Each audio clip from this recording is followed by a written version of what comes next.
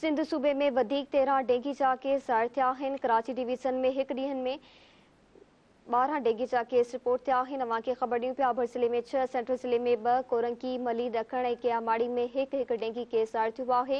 Hyderabad division में हिकु dinghy जो केस ज़ाहिर थियो। सिहत खाते जो चवणु आहे। अव्हां खे कराची मां ख़बर ॾियूं पिया, सिंध सूबे में वधीक 13 डेंगी जा केस ज़ाहिर थिया आहिनि।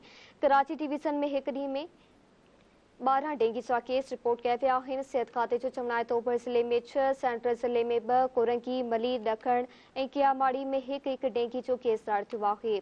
हैदराबाद डिवीज़न में हिकु डेंगी जो केस ज़ाहिर थियो आहे। अव्हां खे कराची मां ख़बर ॾियूं पिया, सिंध सूबे में वधीक 13 डेंगी जा केस ज़ाहिर थिया आहिनि। कराची डिवीज़न में हिकु ॾींहं में 12 डेंगी जा केस रिपोर्ट थिया आहिनि।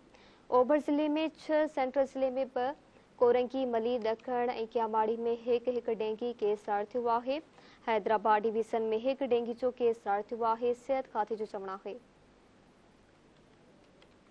अव्हां खे कराची मां ख़बर ॾियूं पिया, सिंध सूबे में वधीक 13 डेंगी जा केस ज़ाहिर थिया आहिनि। कराची डिवीज़न में हिकु ॾींहं में 12 डेंगी जा केस रिपोर्ट थिया आहिनि। अव्हां खे ख़बर ॾियूं पिया त ओभर ज़िले में 6, सेंट्रल ज़िले में 2, कोरंकी, मली, ॾखण ऐं कियामाड़ी में हिकु डेंगी जो केस ज़ाहिर थियो आहे। सिहत खाते जो चवणु आहे त हैदराबाद डिवीज़न में हिकु डेंगी जो केस ज़ाहिर थियो आहे।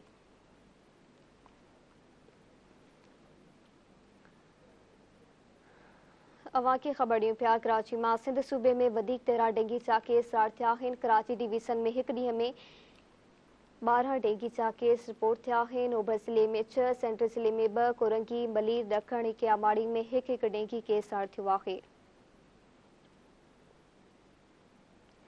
कराची मां इन जा वधीक तफ़सील मालूम कंदासीं। इमदाद सुमरा लाइन ते मौजूदु आहे। जी इमदाद, छा अपडेट्स आहिनि?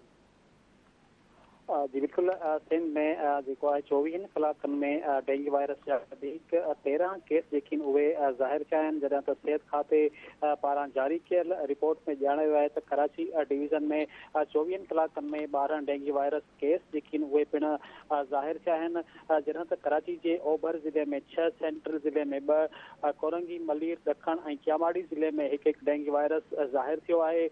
सिहत खाते जी रिपोर्ट मूजिबि हैदराबाद डिवीज़न में हिकु डेंगू वायरस जो पिणु केस ज़ाहिर थियो आहे।